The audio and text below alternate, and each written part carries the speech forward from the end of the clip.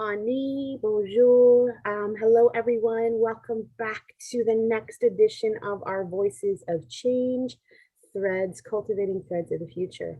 I am really, really loving this adventure because I have the opportunity to sit with, lean into, and to connect with, to create this container of growth and expansion with each one of our speakers. Today, we have the very lovely Dawn. I hope I say it right, Tabobondung. Dawn is actually one of our advisory committee members on the Wijinoki Web program. She has been a huge advocate and just inspirational in giving us the tools to really build the program and to grow and make sure that we're including all peoples inside of it. Dawn also works in restorative justice and is a huge advocate for so many people in her area and our areas. So we're so excited to have you here, Dawn. Welcome on me. I would like to open the floor to you straight away and say, who is Dawn? So who is Dawn? Well, miigwech for inviting me. I wasn't too sure what I was getting myself into. I just said yes right away because I knew it was good and for everyone. Who is Dawn? Wow, that's a big question, right? I'll introduce you Nishkanoke. Whoa. Nishkano Kinke Kwe Dishnakas was Satsing Din Jaba Amik Dodam and Nishnabe Kwe Ojibwe. So my spirit name is one who walks two worlds. I'm from Wissahickon First Nation, formerly known as Perry Island. And I'm an Ojibwe woman, and my clan is the Beaver. Learning again about myself that my grandmother is the Eagle clan. So I'm starting to incorporate that into who I am. And I have 3 children. I live, and my partner, he's non-native. We live with my mom, and my 3 kids are almost, the last one is graduating in May from university. First one out of the house was just moved out. So very exciting there. I grew up on Perry Island most of my life. I moved out when I was 14. Tried going to live with my dad. Okay, and I ended up back here. And just been finding myself and who am I? That's a big question. I did feather carriers. And that's when I really, really started thinking about that, about myself, of who am I and where do I come from? So I started, again, COVID allowed me to reconnect to Mother Earth and spend a lot of time with her is what I did, and reconnecting to our culture. I don't like to say learning because it's always been there. So it's reconnecting. And I got involved with Heather, and I still can't pronounce it, but working together through my program, Restorative Justice. I've been in that position for 1 year now. March 8th was my anniversary date. And yeah, so very exciting. I really enjoy the work. I just know that for anyone to go down that type of path of work is you really, really have to have done your work on yourself in order to help the people that come to the program, and not to get triggered yourself where you can't be functional anymore. That's huge. What else could I say about myself? My favorite color is pink. And I just found out I had a dream and my colors came to me about 2 months ago. So that's very exciting. And I'm told I'm supposed to be working on making my star blanket, which I haven't started, but that's something in the works that I know that I have to get working on. I'm in the middle of my last day today for Red Road Recovery Program with frontline workers. I really enjoyed that, not for just helping our clients, but even for myself and my own, where I'm at and working on the little things that I thought I had dealt with. But hey, So progressive learning. And when you start that healing work on yourself, it doesn't stop. Yeah. So true. You know, it's funny because whenever I said, "Who are you?" And is it just a big question? But look at what you came out with. And I remember, my first experience with you was inside of the Feather Carriers program. And I just knew in that moment that we were all very much divinely pulled together for a reason.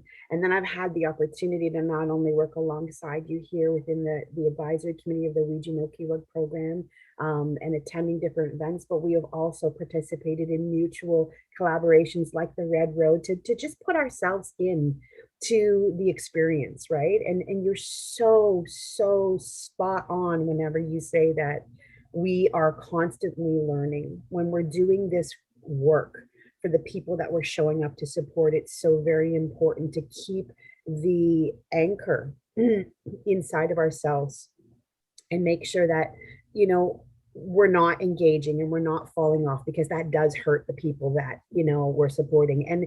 And why wouldn't it? We're Indigenous peoples. As we learn and unlearn and experience all of the truths that have come to light in this last year and a half, especially, it's like this outer world is colliding with the inner world of knowing that we knew something really, really wrong had happened, and there were so many things that we didn't understand. But now as it comes to light, it's like little pieces of ourselves are coming back home, right? So as we journey through that, we really truly have to make sure that we are in that place, because the whole damn world right now is triggering, right? Not only for the clients that we're supporting, but for everybody on this world. There is not a moment, I don't think, every day where at one point in time, and I don't like to use the word triggering, but it is the word, right? Where we will get bumped off the course and some of the old story, the old script comes up. So I love that, you brought that up. I also really, really appreciate you bringing up that you're not only a feeler and you're in touch, but you're a seer, that you see things, that you hear things, and that you're also realizing that it's not just, when I look at the way that even our clans were structured after colonization took place, it didn't have to be just one, right? Because that depending on your mother's side or your father's side, you can have this amalgamation of all these beautiful parts of who you are. And the fact that you're a woman who walks two worlds, well, hello, why are you here with me, right? And I love that because I don't have my name. I hope to get my name. Well, I will be getting my name this year, but that was a process that has to come too. You have to be ready to receive that, and it can change. And I know I've always been looking through this eye of, it's two distinct worlds, even though I don't understand them. So the fact that you have that knowing, that understanding, and that gift of that name, and now you're actively stepping up in the world and sharing that to help people navigate is such a beautiful, beautiful thing. So miigwech for that. I really, really appreciate it. I'm going to share one thing about that spirit name of mine. It's my second one. Yeah. And the way it came about was when I first started, my kids and I started our work on ourselves, was with a non-Indigenous, very gifted. She was able to connect to spirit. And that's when I was in session with her. That's how spirit would refer to me, the one who walks both worlds. And at that time I was thinking, not saying nothing, but just saying, well, I already have a native name my grandma gave me, but why are they calling me this? And I wasn't really accepting that. And I still didn't accept it until, again, they always say your helpers, your guiders, they will come and go in your life. So this woman she's come and gone in our lives now, but I was stuck with this name and why spirit would refer to me. So again, a new helper comes along consulting with her, Pamela Tremblay, and she just said, Dawn, go and get that interpreted and into your language. That name it'll come to you, it'll ring off your tongue. She says, and if you accept that name and you're comfortable, because I didn't have a naming ceremony, she said, go out and introduce yourself to every spirit on Mother Earth. So I did start doing that. When I got the pronunciation of the name from an elder here, and it just, again, as I did that more often, it just felt comfortable. And where I actually just started introducing myself with Red Road Recovery by using my spirit name. Never before, I would never let anyone know because I was still like, and then just doing that two-eyed seer session with you last week really made me think, okay, that really fits me because I have the English blood in me. There's more to that story of that English blood. Again, who am I? I'm trying to find out. I've been stuck with the England and their process. My dad's grandmother was adopted, so I'm stuck on that side of finding out more information, but I'm determined to find out where she came from. And I think once I get that, then I'm truly going to know who I am. And I know who I am, but where do I come from? Yeah. And that will be completely answered. But I just wanted to share that with you because some people think that, your spirit, and I don't have one, but you have to go through all this formality and stuff. But sometimes it just comes naturally. Mm-hmm. Thank you for sharing that. And that's so important as we sit here in a world that is mixed, right? Because we are.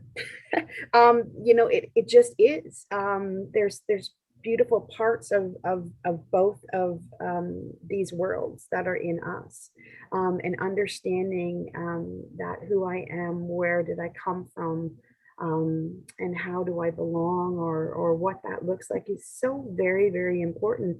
And it's something that in the Western world we don't focus on those things, right? You grow up and it's already decided what you're going to be, where you're going to go. You have a path, like you have two roads where, you take it from the Indigenous lens and you're grown up to be nurtured and held in that way that it's a self-exploration. So, for myself and yourself as being, walkers of both worlds, here's this conflicting dialogue that's going, well, you should have already known what you were supposed to do by now. And then this other dialogue saying, whoa, wait a minute. You got to feel your way through that. But we shut off over here, and then we're being asked to activate over here. And whenever we have stories and scripts of wounds, that because everybody has wounds, like there's nobody in this world that doesn't. When we are not able, then it's a collide. It's just this explosion that happens. And unfortunately, that is the truth of where most people are, but especially where Indigenous people are, because the trauma is so deeply rooted in that generational trauma, and we don't know how to unwind what we don't know. So the journey to unknow has to be as sacredly and safely protected, and we have to be given that space to find it in our own way, right? So that's the importance, and I think that's what's drawn you to this program. That's what's drawn me to this program, is that, hey, listen, we have to open a dialogue that it doesn't look like this, but it can be both of those things, right? And how do we navigate it? We don't really know. We just show up and navigate it, right? That's we go with the flow, right? Exactly. I'm so very interested. Everything. I could sit and listen to you for hours, because you have such life experience and knowledge to share, and I think that is what has brought you to the position that you're in and to the people that you serve and connect with and give voice to. I really would love to hear about the why that got you into restorative justice support. And then maybe, we could talk a little bit about after let's start here. So what is the why that brought you to this? Interesting. Well, COVID started when we got shut down. So I was on COVID leave. And then, like I said, I just started reconnecting to Mother Earth and spending a lot of time with her that whole year. I ran in our last election, which was a year ago, February, for councillor seat. Obviously I didn't get in because I had this position, but after that, the posting kept coming up as the assistant, and it was just, I could feel that drawing, and it was always in the back of my mind. But I ran for council, and I thought, well, I guess I'll find out. And I didn't get in, and sure enough, that job posting got posted again. So I'm thinking, okay, well, I'm gonna give it a try. Got the job. The coordinator left 3 weeks after I got in, so I got bumped up to as coordinator. And the interesting thing about that is, because I was unsure whether this was for me or whatnot. I like a challenge, so learning something new or a new program. But what got it for me was when the coordinator was leaving. Of course, she was working from home, so she was bringing all her stuff over to me. But prior to me getting that job in March of last year, the November before that, I had this dream. And in that dream was just me standing in a dark room, black room. And all in front of me was this wooden box. And that's all I could see was just me in this wooden box. And it was one of those treasure boxes where if you open it up, you're going to have all this shiny jewels. And that was it. And it stunned me because I couldn't understand my dream.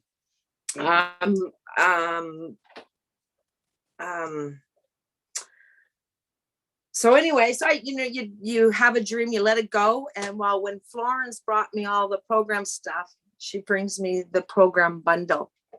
And it was that wooden box in my dream. And at that moment in time, I knew where I was supposed to be at that time. So I kind of just opened my heart to the position, and it made me feel more comfortable, because I was uncomfortable. But when I connected that, I was completely comfortable in my space with carrying on the position as restorative justice coordinator. I've always helped people. Throughout my life, I've always, I've put my own family on the back burner and went and helped community or my own family member. I've always been like that. I learned through my own healing process that I did that a lot, so I didn't have to deal with my stuff. Never mind me, I got to help this person. Deflection. Yeah. And when I started understanding that, I started really focusing, on myself. I got to learn to say no. I got to learn to say, I got to spend the time for me to find myself. So with restorative justice, I had no background in that. And it was kind of scary, but full year, I had to do a circle. There was a moment in time when I was having our first circle this year, and it was like, who can do it? And it's just like, I can't do this. I'm not ready. I don't feel comfortable. I said, I know I could do it, but I didn't have confidence in myself at that time in November. So we're all scrambling, getting closer to time to come. And it ended up being me who was facilitated that circle. And it was great. It went smooth. And the ironic thing about that circle was we ended up having it at the Perry Sound Friendship Center for space. And we got through it. And when we finished everything, and when I looked up, there was a picture of my grandmother that they had on the wall. So it was like, wow, she watched me do this. My grandmother comes to me in butterflies.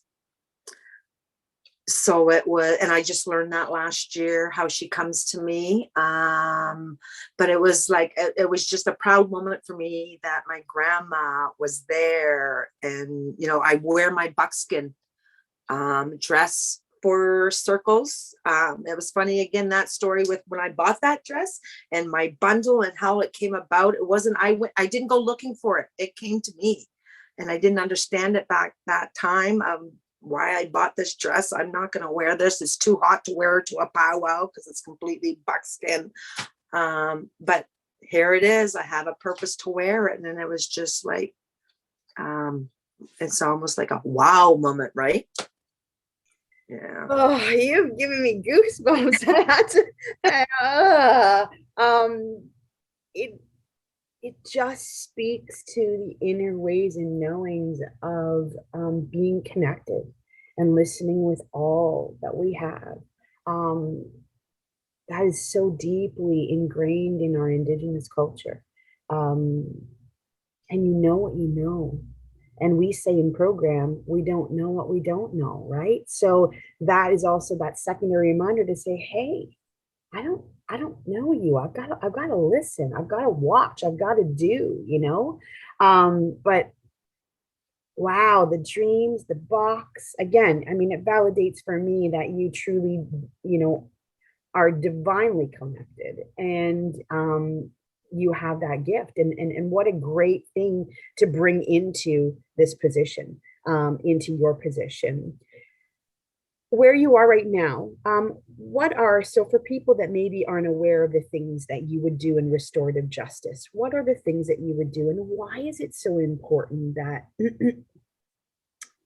we're really truly bringing an awareness to this particular, I'm going to call it container of the Western, okay, system.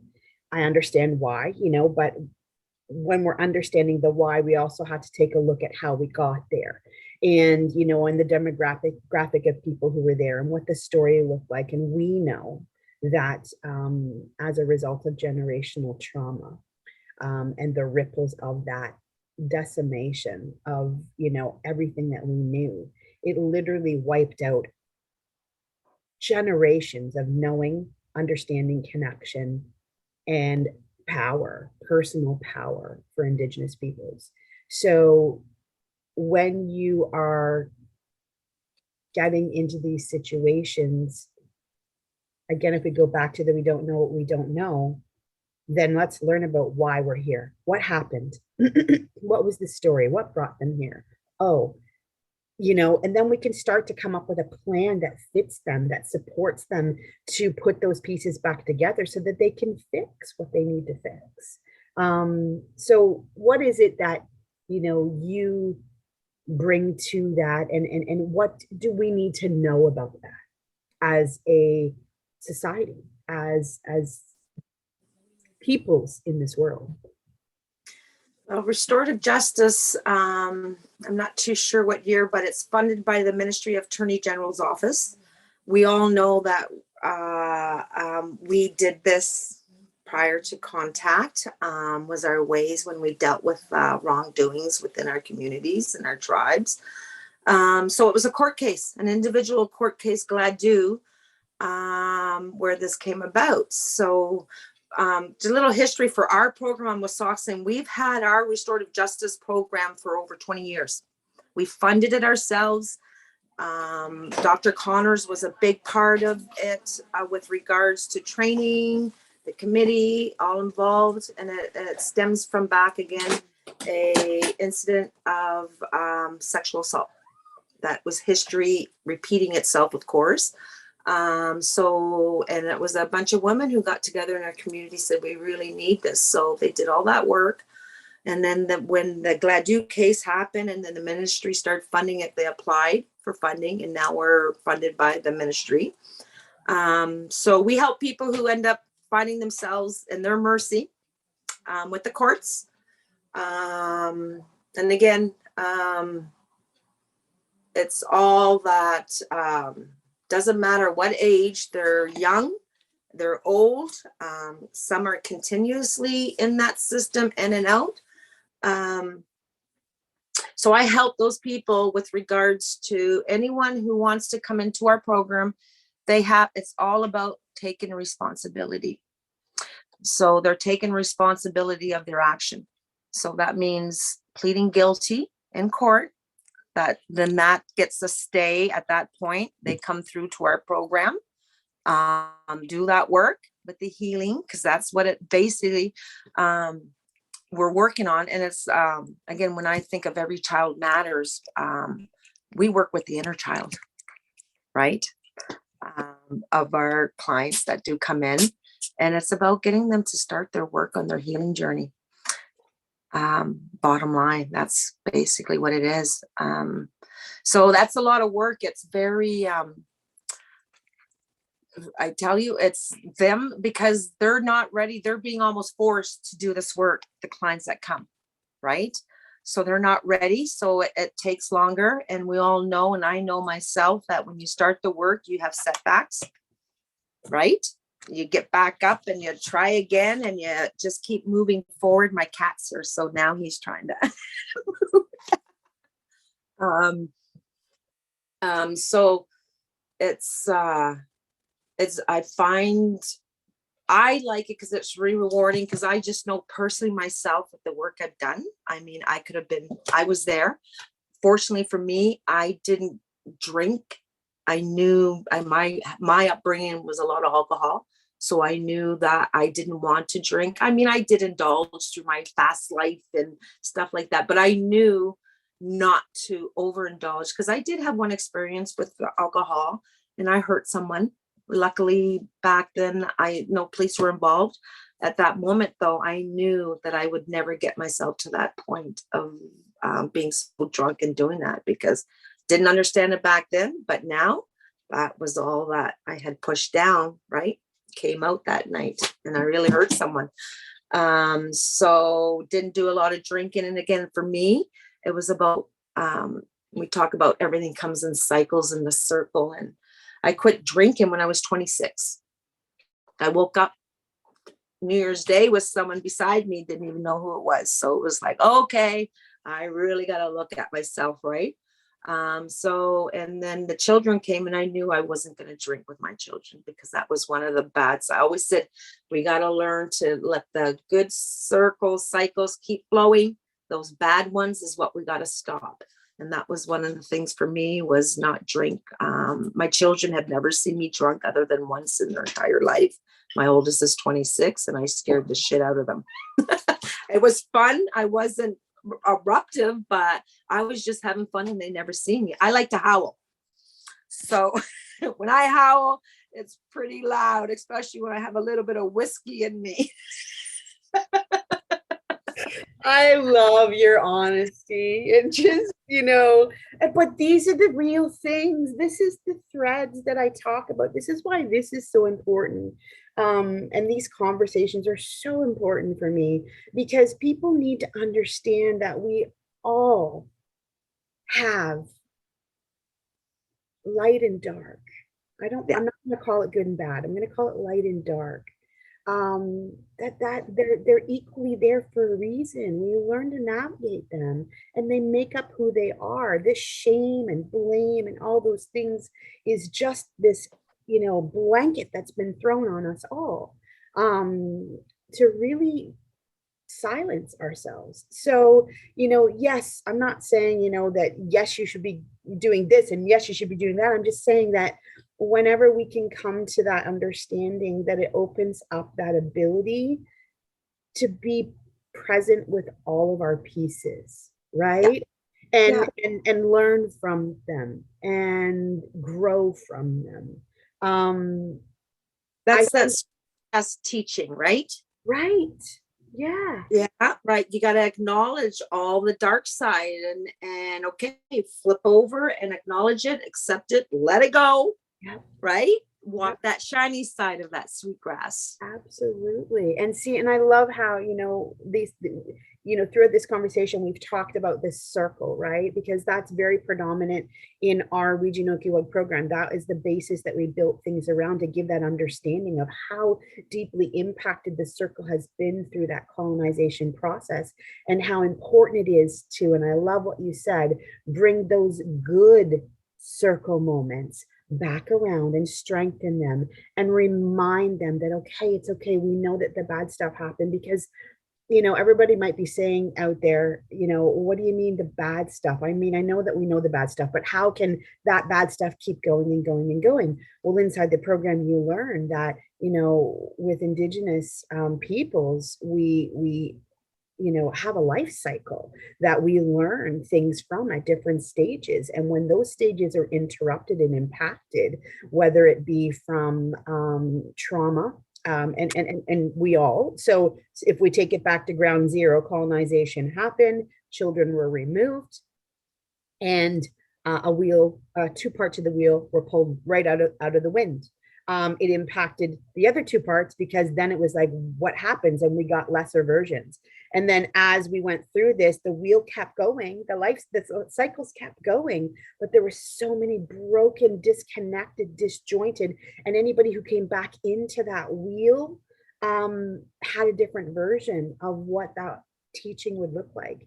And we just kept on keeping on because we had to survive, but we never ever addressed, and it just kept going and going and going. And so what you're seeing right now in this world is an abundance of people that were maybe those from that colonization point. Like we're looking at so many variations of this, like I speak to my story. My grandmother was removed, or she was cut off completely because she married outside of her culture, and it stopped with my mom's family. Therefore, it deeply impacted my family. Thankfully, grandma shared little bits and pieces with me, but I had to put that stuff together, and putting that stuff together is hard, as like there's probably so many people that are watching this that will say the putting together is almost as hard as the traumatization of what happened. And it is that way because we don't fully understand. We just know on a cellular level, we got that. We get it, we understand it, but we don't really understand it. And as we put the pieces together, it's like, ooh, it's like this, so I love that you can honestly be here. And I love that we can have this conversation in this way to make people aware of the fact that this is the human experience for Indigenous peoples that are walking this world now trying to reclaim. Dawn, if it's okay, I would really love to, because I've already asked permission for this, but I'm going to ask it again.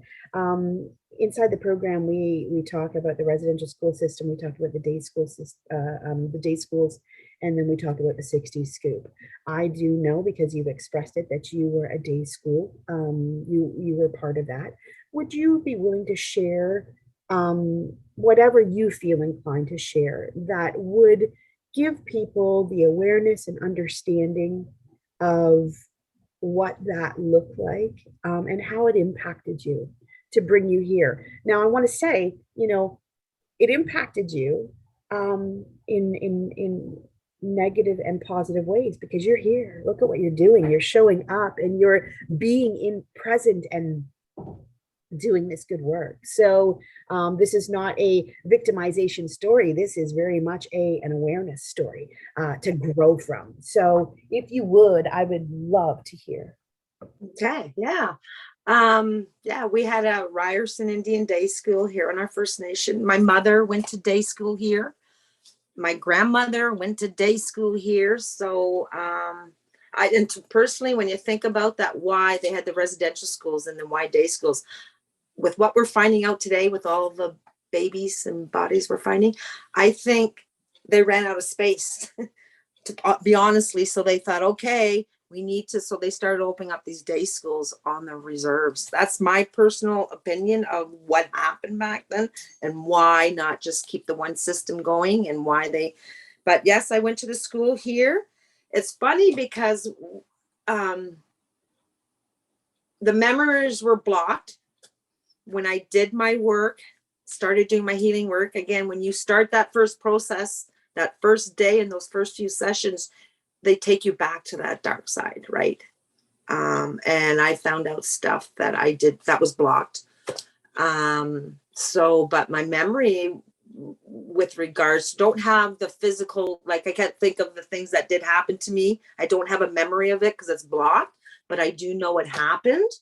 It was kindergarten kindergarten kindergarten and grade 1 is where I attended to for here. And it's funny because the school was right across from the band office. And of course, my grandma's chief, my mom was a secretary at the receptionist, all that family work there. So the funny thing is, when I started this position, I started helping others with their day school application. And I learned, same teacher we had. And I could not believe the stories I was hearing from those individuals about the same teacher that I had, because I didn't get, of course, I got the ruler stick, you know, the strapping. The worst part of it all for me was those damn, we called them dog's biscuits because that's what they tasted like, and powdered milk. We were forced to drink and eat those every day we went to school. I would puke it because I couldn't stand it, but I was forced to swallow my puke and continue to eat the cookie and drink that milk. I had stomach issues. I can remember always being in and out of the hospital with regards to that. So it's funny because I've done my day school claim. I'm waiting for them to say they want my records with regards to what I stated. So I've got those ready, waiting for at their request. But it's funny because that teacher who was there, I could not believe what she inflicted on other people in our community. I didn't see that. And I think, and that was the first time when I could not believe it, but I felt I was privileged because I'm hearing their stories and this happened to them. And was it because my grandmother was chief and my mom and then worked across the road where some of that stuff didn't happen to me, because the stuff that happened to me were from other students. It made me sick because I felt privileged. Is this what privilege feels like? This is what privileged is, because my grandma was the chief and things that were happening in that school didn't happen to me. And it's funny. And again, with me, when I learn stuff about myself, I sit down and I talk to my mom, whether she likes it or not. I do, because I want her to know, and I know I'm helping her with her own personal healing journey herself of letting things go too. But my mom would always, I never ate lunch at school. I would always go to my cousin who lived beside the school, and I always got a toasted tomato sandwich for lunch. And I thought I was so the luckiest girl to be able to not. But then when I started asking my mom question, it was because I was bullied and picked on. So I never stayed at school at lunch hour. She would just send me over to the cousins to have lunch.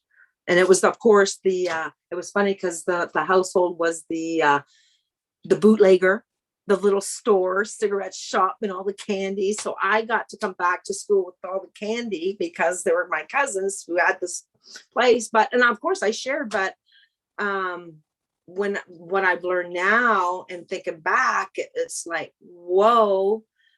And I was always, and I think of my education, my one biggest regret in life is I never went to university. I had the opportunity, but from that school going into town school, I was so afraid of teachers. I wouldn't speak up because I was afraid. Every time they brought that ruler stick out, I thought someone was going to get hit, because we got hit so many times with that damn stick. And I held back. Grade 5, one of the students, not in public school in town, this teacher picked up this student and threw him across the room, picked up his desk and threw it at him. And it was funny. I was just reconnecting with that student, classmate 2 years ago, and we were all having a couple of drinks. And I said, Mark, I said, that teacher should have been fired. And he looked at me. He goes, what are you talking about, Don? I said, I remember what he did to you. He picked you up and he was a stall. You remember that? I said, Mark, not just you were traumatized, but that whole classroom was traumatized. I didn't realize it back now, but I remember. I remember. And the funny thing is, this Mark guy, I connected to him back then. We got into trouble at school together, type of thing, and all that fun stuff. But when we reconnected 2 years ago, he's Métis. No wonder there was a connection. Couldn't understand it back then. And I found out he got his Métis status and all that, and sharing our stories. But when you come into it, like we have the residential school, day school, there's another claim going to happen. And you know what claim? That's the public schools, because that went on. Everything that happened at those residential schools, those day schools, happened in those public schools.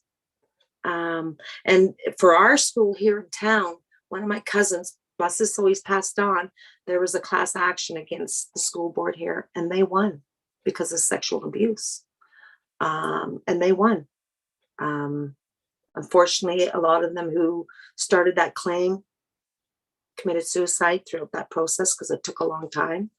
My cousin Randy, who got his money because he survived, he just spent it because he just said, this is not going to help me. He didn't even want to hold on. He just spent it. And it was like, we were thinking, why would you spend it? Why would you do? He goes, I don't want this money to remind me why I got it. So he just did everything and anything for everybody.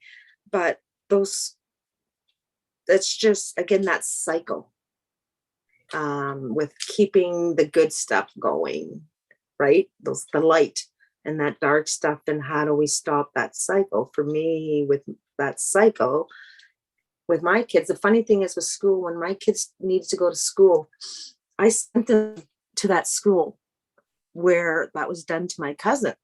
We had a school here in our First Nation at that time. The politics with my family, my mom had just lost his chief. It was very abrupt. It was very vicious. She was blamed for a lot of stuff that she did not do, but that's fine. That's history. Let it go, I've learned, and move forward. But at that time, I chose to send my kids to town school because I knew at that time my kids would be treated differently. And I always got resentment from community members, from family. Oh, you're sending your kids to town. You're better than us, type of thing, right? I never shared my story. I told them why, and just, let them talk. My mom always let them say what they want to say. Who cares? It's as long as you know, my grandma, as long as you know what you know and you're doing the right thing, that's all that matters. And then my kids, I couldn't believe it, came to me at one point and were upset with me. How come you didn't send me to the school? Right? I'm going to get a little tear here.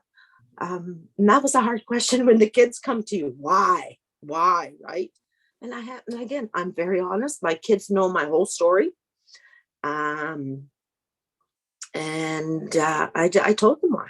And then, of course, when you tell them, then they have more questions. All that bad history, they knew nothing of it. I didn't talk about it in our home, in my home, when they were around. Because it's hard. You come home, you know what, it's so hard not to do. And I find in this job, no judgment, you don't talk. And I find I've worked on myself a big time through this past year of no judgment. You cannot judge anybody, but the kids with the questions, it's like you can feel that anger in them. But when I explain to them, okay, this is what happened. And of course, then they want to know, well, what happened here and what happened there. And it's just like, and again, explain. I said, I'll explain to you. I said, because I knew you had a question eventually. I said, but you can't carry this, just remember when I was on the outs 10 years, my family turned their back on me. I would always tell my kids, you go visit them. My issues with them aren't yours. You go visit your aunties, you go visit your uncles, and I'll drive you there and I'll pick you up. So being open with them is the biggest treasure I have, because a lot of people just want to push that stuff down, right? And not talk about shame, I guess, is that shame of themselves, right? My partner, who's not Indigenous, would get so upset with me. Why are you telling them that? They don't need to know that. I said, yeah, they do. They need to know who I am, where I came from, because that's part of them. And that blood memory, right? It's funny, I'm going to say something about blood memory. Never understood any of that. It's a new term. And this just happened, I'd say about a month ago. I woke up and Tim, my partner, says, what happened? Did you fall? And I go, what do you mean? I had 2 long gashes on my back, red marks, blood memory. I have actually here, I never fell. I never got anything. It's swollen with a little bruise. It's tender. Again, that's blood memory from trauma that happened to us as kids, right? You don't know where that bruise came up from. That's blood memory. But then you also have good blood memory is we focus on that bad blood memory. But then we just did a ceremony for the 2 high school restorative justice program feathers that we got going in the high schools. And I started talking about, when every time we have a cottage lot in the beach, I was always drawn and picking up those little white stones, right? And I'd pile them up and the waves would come, take them away. And I always remember. And Dave Rice says to me, Dawn, that's blood memory. Those little white stones, that's what we use in our shakers. And it's like, I guess I got to make a shaker this spring, this summer, Dave? But never knew that. I couldn't understand why I was just pick those little white stones, right? So in saying that, with helping people in my program that come to me with those day schools, again, it's just, again, that sweetgrass teaching is acknowledging it and being able to let it go, working on letting it go. And that's a big, big task. It is. And bearing witness. That's what, if there's one takeaway that I hope that everyone takes from this is that it's time for the rest of the world to bear witness to this, because this is the truth. This is the reality. And, I have so much, I have respect for you always, but I have so much more respect for you just because, you show up authentically in your place and the wisdom to be able and the resilience to be able to go through all of those experiences and to then parent your children through those experiences and then parent your children through the experience of the trauma. So what I want to give to people right now as a perspective is, okay, so here you were, in your world, and everybody has their stuff that's growing up, but then you were deeply impacted by colonization. Your whole family was. You went to this school where you, in that point in time where you should have been playing, experiencing, having curiosity, really learning about all of the beautiful things of who you are, you were met with control, you were met with reprimands, you were met with disgust and shame and blame, and you created that as as a technique to cope, right? Because, okay, so you didn't even know, as you put these pieces together, your mom was taking you out of here because you were being bullied. Well, you couldn't even remember that because the pain of that was so much in all of this. And then you go to this place where you had these little nuggets of fun and just goodness that you could remember. But then again, you would go back and it would be that reprimand of that. And then when you move to that other school, again, people don't realize that. And I remember this. I remember going to Christian Island and doing work several years ago and in the schools. And the language teacher saying to me at that point in time, it's just not understood how hard it is to leave this space. It's equally as hard to be in this space as it is to leave this space. So transitioning our kids from here, because in high school, they've got to go off the island, right? So because of the impacts of colonization and trauma, and believe me, this is being worked on and it takes time and it's going to take time. But because of that impact, we have a container of trauma within trauma on the island, right? Because the whole wheel is impacted by trauma and they're looking at the world through that lens. So what courageous power you had, personal power, because when I say the word power, I don't mean power over. That's not me at all. It is the personal power that you were able to somehow find in you to have the courage to send your children to a place where you had very traumatic experiences and you could not really control, but you knew that that was the way. And then how equally powerful was it for whenever you were being, in that position of those wounded that were not able to make the same choices that you did. for whatever reason it was. It's theirs. It's okay. There's no shame in that. But for them to say, oh yeah, you're going to the rich part. You're doing this, you're sending them there. That again is another layer of the trauma that is created from the trauma, from the trauma, from the trauma, right? Which and then broke apart another seed of trauma because were not communicating. But again, you stood up, you shone brightly, and you said, even though I'm not, I know it's not mine. I know that this is just mine. It's not yours. Please continue. And you encourage that, right?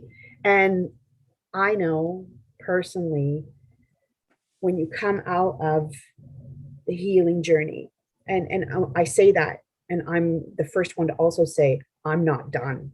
My healing journey is every day, and I show up every day in this place. But to be able to sit in the space and hold the space for your children to have all of the feelings of all of those hurts that they didn't even know, acknowledge, understand, which in fact kicked up things in you, which in fact kicked up this, kicked up this, kicked up this. I just want to bring that picture to people to say, this is what happens. This is why people's have a harder way, that are traumatized, to be able to navigate this stuff. So give them the space, bear witness, and understand that it's not just one thing. You said, I got to let go of the judgment. Judgment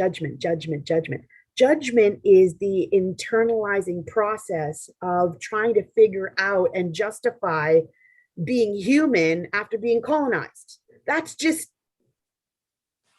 what it is, right? So there's, I have to keep it PG here, but that is when I can remind myself when I get to that place, because again, you're walking two worlds, right? So you have that and you have this, and saying, okay, wait a minute, that's that lens. Oh, that's that lens. Okay, now come back here. Where I'm going to anchor into my lens here, that I'm able to see all sides of it. So I just want to say, like, wow, I am so glad that you're here. I am so glad that you're sharing this. And I am so glad that you're opening this conversation to give people that inside look of what that school experience looked like and how deeply it impacted multiple generations. Because from an Indigenous view, we always stand in the place of what we're doing now was impacted from the 7 generations behind us. And what we're doing now impacts the 7 days ahead of us, or 7 years ahead of us. That's a lot of years. And you've made a difference. So I wish I could hug you. Virtual I know, virtual hugs. We will be in person one day, and oh my God, you look out, because I'm a hugger. It's almost like some people like, ooh, no, that's me. But this is the conversation that needs to be had, to bring the truth to give voice to give understanding to. We don't want to carry the past further anymore. The past is done. We don't need to be re-traumatized. This trauma cycle doesn't need to continue. And it's voices like this, it's conversations like this that says, hey, this is the truth. Put up and shut up. Walk your talk, right? And that's what you do. That's what I do. And sometimes it's really, really hard. But that's what we're doing. And that's the change that we have. So, miigwech. I want to leave this today, because I know you have to get to work too. I want to leave this today with asking you, what are 2 things that you can give to this world to make the steps forward that we need to have? 2 pieces of advice. Okay, the first one right away, I've heard it just in the last year about 3 times now with 3 different women. And it really resonates with me. And I always remind people, and it doesn't matter what color of skin you are, but we have to remember that, how does that go? It goes, we are here in spirit form in a human journey. Or in human something. I can't remember the exact word for word, but I'm sure you've heard that. Yeah. That really, really resonated with me, because it doesn't matter what color of skin you are. We're all one when it comes to spirit, right? The second thing I would just say is be honest to yourself first, because you can't be honest to anyone else if you're not honest with yourself. Just like you can't help anyone if you haven't done the work on yourself. And change that wording, what we put on learning, that what we put out in the universe, right? That's what we're putting out. Instead of, so that work that we do on ourselves, I don't call it healing. I call it the good work. Yeah. You know, so it's the good work. Because I think I've heard people talk saying, you know, we're putting that out there and that's what's coming around. And my mom mentioned to us, like about a year in a conversation, we were talking away, and she goes, all of us at different levels are sick, and we're cursing, and we're doing this, and we're putting it out there. No wonder Mother Earth is sick. Right. She's feeling all those vibes too, not to mention all the what we're doing to her as throwing garbage on her. But again, all those vibes we're putting out there, we got to change that up so she gets healthy for us. Right. Oh, so true. I remember working with my healers over this last, 7 or 8 months, and really bringing intention to that. Understanding, hello, kitty cat. Understanding, hello. I know you gotta check everything out. Understanding that without Mother Earth, what do we have? And it was this earth that started who we are, and we should be connected. And so every morning when I wake up and welcome the sunrise, there is not one request that is in there. It is simply miigwech, miigwech, miigwech. And I have reframed my situations to surrendering to. I trust that I'll be given all that I need to have in my walk as I do it. I trust that I will be able to navigate all of the conversations that are going to come up from all the world's peoples, because we're all related. We're all related. And when we remember that, as you said, we are spirits walking a human path. So, okay, don't be good humans, all right? And when we're good humans, that amplifies that spirit, that brightens that whole thing, and that heals in so many ways that we can't put a physical tag to, but it happens. You are a representation of that. I am a representation of that. There's many of us that are representations of that. So for everything that you are and all that you do, Dawn, thank you so much for sharing, for being here. And I am so glad that, that feather brought us together. And we're here creating another feather and another thread for the future. So till we meet again, Bon appetit. Great day. And to everyone out there, if you like what you hear in these segments, there's more coming. Keep watching, and we hope to have you back again soon, Dawn. So, miigwech, have a great day. You too. Okay. All right. All right. Love ya. Love you too. Bye-bye.